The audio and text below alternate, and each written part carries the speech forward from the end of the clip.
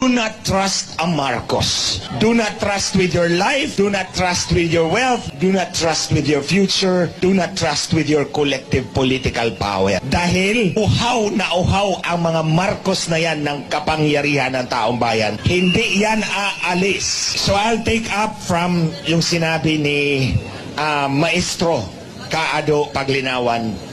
Yung giyera ni Marcos. 6 years akong katrabaho ang mag-asawa.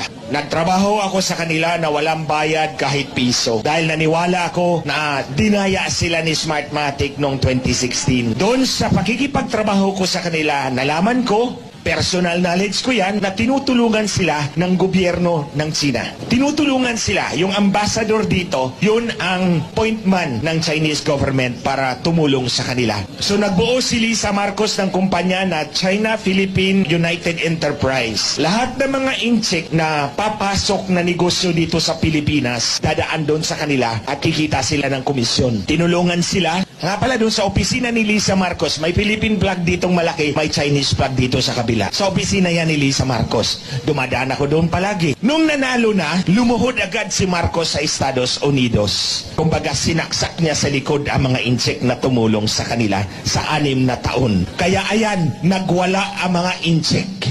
Galit na galit sa kanila dahil sobrang traidor ang mag-asawang ito. Kung makita ninyo mga kababayan, sa panahon ni President Duterte, walang barko ng Pilipinas na binunggo ng mga insect. Di po ba? Walang naputulan ng daliri. Pero ngayon, bakit violente ang mga insect sa atin? Hindi yan dahil galit sila sa Pilipino. Personal na galit nila yan kay Marcos. 6 na taon kaming tumulong sa'yo, tapos trinaydor mo kami. That's one story of betrayal. Pangalawa, si Pastor Kibuloy at SMNI. Nung panahon ng kampanya, tinulungan nila. Ito lang yung mainstream media na tumulong sa kanila, gumastos para sa kanila. Anong ginawa nila ngayon? Trinaydor din nila si Pastor Kibuloy ng Kingdom of Jesus Christ. Ako ang ihimplo ng personal na pagtraidor ng mag-asawang ito. Kaya nga, ulit-ulitin ko, kung si Lisa Marcos nasa harap ko lang, sinampal na kita kaliwat kanan, back to back. Dahil sobrang kapal ng mukha mo, Lisa Marcos. Kaya ang tawag ko dito, creature from hell. Walang konsensya tong babaeng to. Purely transactional. Ang isa sa kasama ko, si Hubert Guevara.